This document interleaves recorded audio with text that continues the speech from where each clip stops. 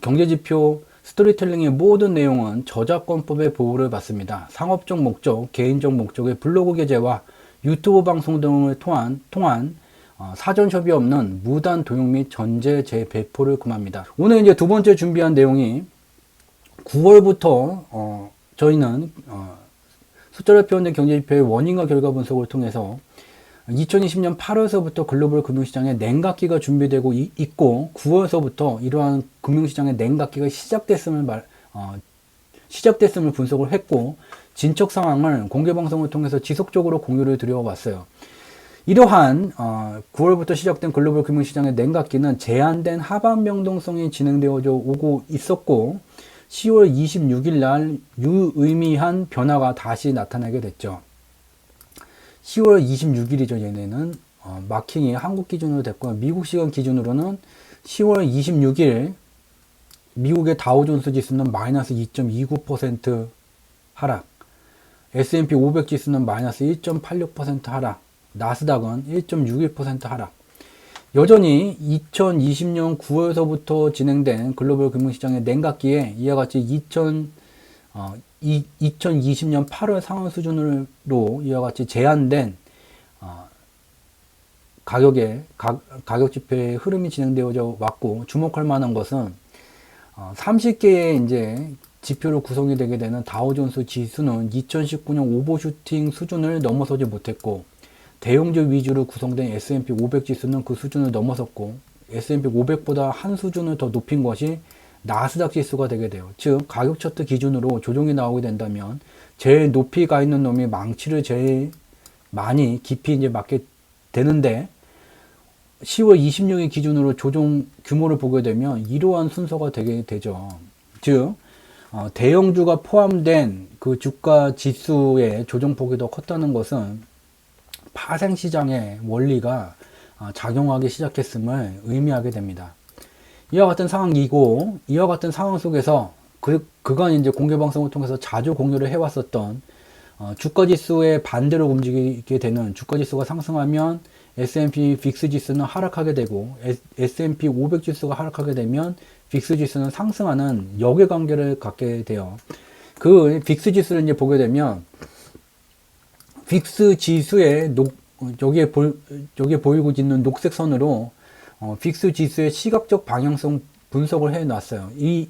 이와 같은 이제 녹색 선을 녹색의 비행기 궤도라고 말하고 저희 경제지표 스토리텔링에 특화된 시각적 방향성 분석 방법, 기술적 분석 방법이 되게 돼요. 그렇기 때문에 기술적 분석 방법은 절대적인 투자 판단 기준이 되지 않음을 심지어 녹색 비행기 궤도조차도 그냥 시각적 방향성을 그림으로 나타낸 것일 뿐 여기에서 얘가 어떤 모양으로 바뀐다고 그것이 절대적인 투자 판단 기준은 아님을 미리 이제 안내의 말씀을 드리고요. 그렇지만 시각적 자료이기 때문에 인간이 진화 과정 속에서 가장 많은 두뇌 용량을 사용하는 정보가 시각 정보예요. 그렇기 때문에 컨센서스를 쉽게 할 수 있다는 그 장점을 갖고 있기 때문에 살펴보게 됩니다. 빅스 지수의 녹색 비행기 궤도를 보게 되면 처음에 태동기를 이륙하게 되면 쇠퇴기까지 상승의 생애가 만들어지게 되고 쇠퇴기에 이르게 되면 상승의 생애가 종결되게 되고 새로운 생애를 만들기 위해서 출발했었던 태동기로 귀향하는 윤회의 과정이 진행되게 돼요. 빅스 지수는 2019년에 다시 녹색 비행기 궤도의 중간에 있는 붉은색 선, 평균 하락 속도를 의미하는 경유지를 상회하는 1차 상승이 완료되게 됐고 1차 상승을 완료한 다음에 일정 기간의 휴지기를 갖고 2020년 3월에 쇠퇴기까지의 최종 상승의 생애가 종료되게 됐어요. 현재는 태동기로 귀향하는 윤회의 과정이 진행되고 있고 윤회의 과정 속에서 평균 하락 속도를 의미하는 경유지에 이르게 되면 적어도 한 번에 반등이 만들어지게 되죠. 빅스 지수가 반등을 나타내는 기간에 주가 지수를 포함한 주요한 금융상품들은 반대로 일정 수준의 하락을 나타나게 됩니다. 현재 빅스 지수가 이와 같이 경유지에 이른 다음에 반등이 진행되고 있다는 것을 확인해 볼 수가 있고 앞서 살펴본 가격 차트와 마찬가지로 2020년 9월서부터 시작된 글로벌 금융시장의 냉각기가 아직 종료되지 않은 채 현재 진행형이라는 것도 시각적으로 확인해 볼 수가 있어요. 이러한 시각적인 기술적 분석 방법 내용을 좀 더 이제 수치화된 지표로 다시 좀 살펴보게 되면 2020년 3월서부터 유튜브 공개 방송을 통해서 줄기차게 최대 출현을 하고 있는 글로벌 옵션 지수가 되게 되죠. 글로벌 금융시장에서 주식시장을 포함한 주요한 금융상품이 일정 수준을 넘어서는 상승이 나타날 것으로 기대하는 경우에 그러한 투자금이 증가하게 되면 옵션 지수는 이 빨간색 선을 넘어가게 되고, 반대로 주식시장을 포함한 주요한 금융상품들이 일정 수준 이하의 하락이 나타날 것으로 베팅하게 되면 옵션 지수는 이와 같은 파란 선을 넘어가게 돼요. 옵션 지수에 이와 같은 파란색 선, 빨간색 선, 연두색 선, 그리고 이를 분석하는 모든 방법들은 레퍼런스가 없는 저희 경제지표 스토리텔링에 특화된 분석 방법이에요. 그렇기 때문에 분석 결과만 가져다가 써도 출처가 어디가 되는지를 명확히 알 수 있다는 점 참고해 말씀드리고요.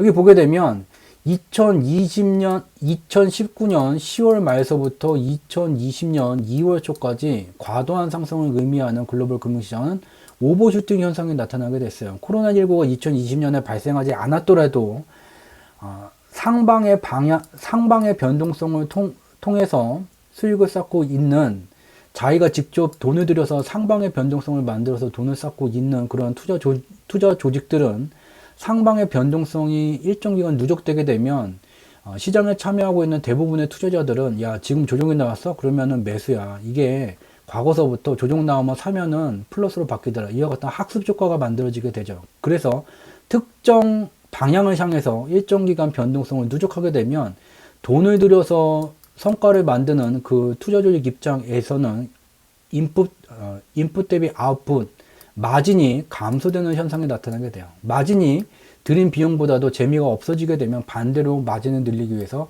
반대로의 변동성을 만들게 되고, 이러한 시절에 우연인지 필연인지 코로나19라는 하방 변동성 재료가 딱 터지게 됐죠. 터지게 되면서 하방 변동성이 매우 격하게 진행이 되게 됐어요. 이후에 반대로 다시 2020년 3월 20일 저희 경제지표 스토리텔링의 3월 초서부터 지속적으로 공유해 왔었던 미국의 선물옵션 만기 이후 반등 국면이 진행되게 됐고, 2020년 5월 18일서부터 2020년 8월 말까지 다시 과도한 상승 현상이 나타나게 됐죠. 그 이후에 9월서부터 다시 상방으로 변동성을 돈을 들여서 만들어봤자 마진이 적어지게 되니 반대로의 흐름이 진행되어져 왔는데, 여기 매우 제한된 특징이 나타나게 됐죠. 하방 변동성이 나타날 수 있는 전체 폭의 딱 절반 수준 내에서의 잦은 변동성이 진행되어져 왔어요. 왜냐면 4분기에 들어서게 되면 변동성을 돈을 들여서 만드는 조직 입장에서는 들어가는 변동성을 만들기 위해 투입하는 돈을 줄이더라도 미국의 정치권이 알아서 여러 변동성 재료를 만들게 되죠. 그렇기 때문에 인풋 대비 아웃풋, 성과가 극대화되는, 마진이 극대화되는 시절이 2020년 4분기예요. 4분기가 아직 도달을 하지 않았으니 이와 같이 딱 절반 수준에서 잦은 변동성을 흔들어대고, 이제 11월이 다음 주에 11월 3일은 또 며칠 남지 않았죠. 갈 길 가야 되겠죠. 여기 있어요. 이와 같이 글로벌 금융시장은 글로벌 경제 방향성에 정확하게 같은 기간에 매칭되지가 않고, 이와 같은 돈, 마진과 같은 돈의 논리로 글로벌 경제와 전혀 상관없는 변동성이 작용하게 됩니다. 그렇기 때문에 경제학을 전공하신 분들이 금융시장을 경제학 이론으로, 학문으로 바라보게 되면 그 분석 결과의 신뢰도가 급격히 저하되게 되는 원인이 되게 됩니다. 글로벌 금융시장을 조망하고자 한다면 방향성뿐만 아니라 변동성까지도 구분할 수 있는 분석 방법이 필요하게 됨을 다시 한번 설명을 드리고요. 이와 같이 2020년 9월서부터 시작된 글로벌 금융시장의 냉각기가 그간의 절반 수준의 절름발이 하방 변동성을 넘어서서 이제 갈 길이 됐다. 시작되고 있다. 그렇지만 이제 11월 세 번째 주 금요일이 미국의 이제 옵션 만기일이 되기 때문에 그때까지 변동성이 또 완결될지 안 될지도 모르고, 그때까지는 현재부터 시차가 20여일 정도가 남았기 때문에 얘가 한 번에 지금 이번 주에 다 갈 리가 없다는 것을 또 알 수가 있게 되겠죠. 여기 이제 절반 수준을 넘어서는 왔다 갔다 하는 또 흔들어대기 변동성이 나타나게 되죠. 이와 같은 글로벌 금융시장의 냉각기에 다시 점화된 하방 변동성, 어떤 진척도를 보이고 있냐면 채권 가격 지수예요. 글로벌 금융시장이 3월에 폭락 현상을 나타내게 될 때 채권 가격은 급등 현상을 나타내게 됐죠. 왜냐면 보게 되면 코로나19가 발생되게 되면서 2020년 3월과 3월에 주로 이제 1, 2, 3차 미국의 경기부양 재정정책이 진행되게 됐고 4월에는 4차 미국의 코로나19 재정정책, 경기부양 정책이 진행되게 됐죠. 그렇지만 미국의 이제 코로나19의 이제 경기부양을 위한 재정정책을 진행하기 위해서는 결국은 경기부양을 하기 위한 유동성, 돈이 필요하게 돼요. 돈을 이제 수요를 하기 위해서 미국 행정부는 국채를 발행하게 됩니다. 그렇지만 문제는 국채는 가격이라는 게 정해져 있죠. 국채 가격이 높으면 높을수록 미국 행정부는 적은 국채를 발행을 통해서 원하는 유동성을 확보할 수 있게 돼요. 그렇지만 매우 안타깝게도 2018년 말서부터 미국 채권의 장기물이건 단기물이건 국채 입찰 수요가 침체세 바닥을 기고 있는 중이에요. 그렇기 때문에 이러한 시기 3월과 4월에 진행됐었던 미국의 1, 2, 3, 4차 코로나19 경기부양 재정정책이 진행이 됐을 때 미국 행정부는 생각했던 것보다 더 많은 대규모 국채를 발행해야 되는 부담을 안게 됩니다. 2008년도 글로벌 금융위기 시기와 동일하게 바로 미국의 중앙은행, 미 연준이 개입하게 됩니다. 중앙은행이 미국 채권을 매입하는 시기가 되게 되면 채권에 대한 입찰 수요가 바닥을 기고 있음에도 불구하고 채권 가격은 일정 수준 이상을 나타나게 되고 이러한 변동성의 시절, 채권 가격의 급등 현상이 글로벌 금융시장의 변동성 시기와 맞물리면서 더 격화되게 됐죠. 현재 보게 되면 현재도 이와 같이 채권 가격이 박스권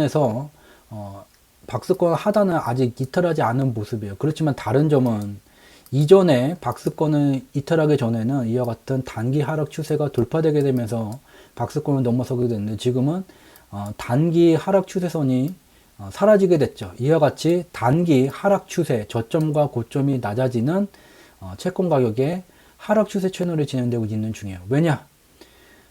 이미 미국 국채에 대한 입찰 수요는 2018년 말서부터 바닥을 기고 있기 때문에 제5차 미국의 코로나19 경기부양 재정정책이 진행되게 되면 어쩔 수 없이 미 연준이 대규모 국채를 발행하는 것을 막아주기 위해서 개입할 수뿐이 없고 어떠한 국가든지 중앙은행이 국채 매입에 개입하게 되면 채권 가격은 일정 가격 이상을 유지하게 되죠.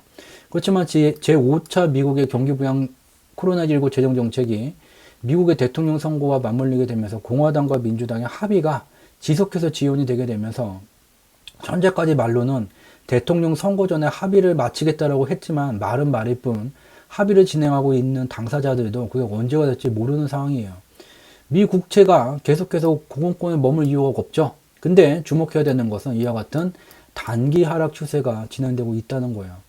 이게 만약에 시장에 개입되는 가격에 개입되는 그러한 세력이 없다면은 투자 조직이 없다면은 얘가 밑으로 깨고선 내려와야지 되겠죠. 근데 이 가격이 일정 비율로 고점과 저점이 낮아지게 되는 단기 하락 추세가 진행되고 있다는 것은 이 가격에 개입하고 있는 적어도 일정 규모 이상을 운영하는 투자 조직들이 있음을 이와 같은 모습을 통해서 유추할 수 있게 됩니다. 이와 같아요.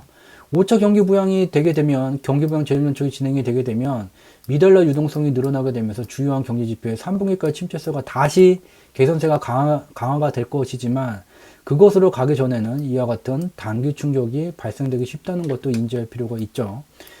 그리고 이와 같은 흐름 속에서 대한민국의 금융시장도 살펴보겠습니다. 이와 같은 대한민국의 파생시장을 분석하는 이유는 파생시장에 투자를 하기 위해서 분석하라고 권유를 드리는 상황이 아닌 글로벌 경제의 방향성을 받고 글로벌 금융시장의 변동성까지 받고 우리가 살고 있는 곳이 대한민국이기 때문에 굳이 볼 필요는 없지만 살고 있는 곳이 대한민국이기 때문에 대한민국의 금융시장에 1개월과 3개월 단위의 변동성을 좀 살펴보기 위해서 이와 같은 자료를 분석하는 것일 뿐 옵션에 투자를 한다든지 선물 시장에 투자를 하는 것을 권유하기 위해서 또 이 자료를 바탕으로 투자를 하시라고 이와 같은 내용을 공유드리는 것이 아님을 투자를 하지 마시기를 바란다는 내용을 미리 강조해서 말씀을 드립니다. 오늘 대한민국 10월 27일 이제 장 마감 기준으로 코스피 200 지수가 311.8에 와 있어요. 이 311.8은 여기 옵션 베팅표에서 310에서 312.5 미만 구간이 되게 돼요. 주식시장하고 다르게 옵션 시장은 내가 돈을 벌기 위해서는 상대방의 돈을 잃어야지 그 돈을 자기가 가져갈 수가 있게 됩니다.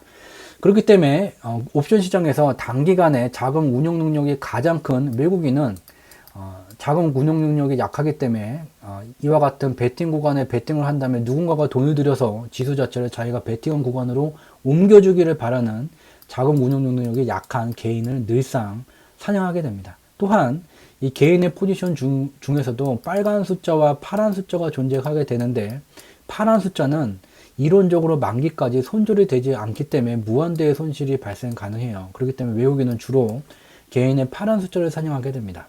이와 같은 분석 내용도 경제지표 스토리텔링에 특화된 레퍼런스가 없는 분석 방법이에요. 그렇기 때문에 이 내용들, 파란 숫자, 개인의 파란 숫자 사냥법을 그대로 카피 앤 페이스트를 하게 되면 출처가 어디인지 명확히 알 수가 있고, 이전에 이제 소개드린 사례에서 경제학 책을 출간한 분이 아무리 자기가 고안한 방법이라고 주장을 하게 되더라도 출처가 어디인지를 명확히 알 수 있게 됩니다.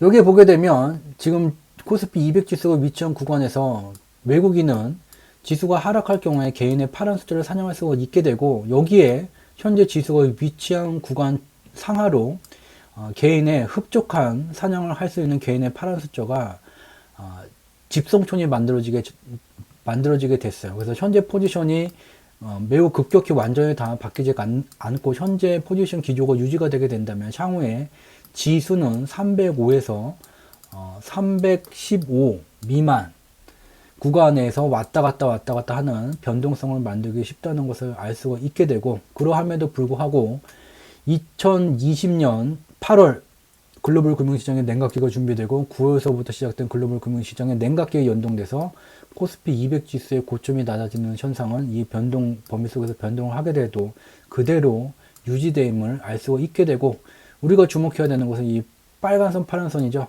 외국인의 선물 누적 포지션, 기관의 선물 누적 포지션.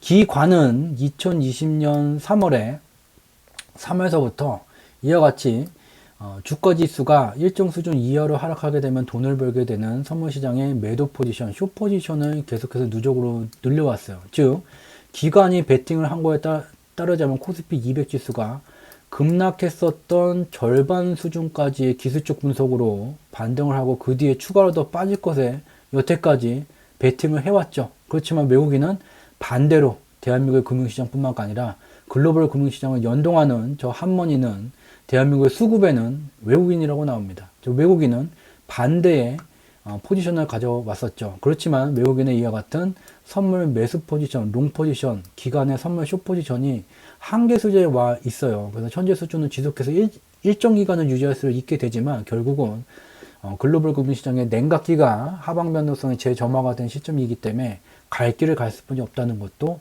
알 수 있게 됩니다. 처음 참여해 주신 분들께서는 좀 참고를 해 주실 내용이 있어요.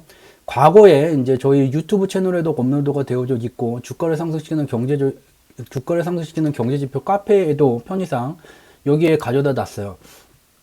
새로 참여해 주신 분들은 3월 25일 공개방송 한머니의 글로벌 금융시장 운영 메커니즘, 존 템플턴 경이라는 사람이 글로벌 ETF 상품 개념을 만든 다음에는 미국이 됐든 중국이 됐든 유럽이 됐든 대한민국이 됐든 금융시장에 존재하는 대부분의 국가는 같은 기간에 같이 연동돼서 움직이고 있습니다. 어떻게 그런 일이 가능한지 숫자로 표현된 경제지표의 원인과 결과 분석으로 운영 메커니즘에 대해 분석한 3월 25일 공개방송 내용을 꼭 보셔야 되고요.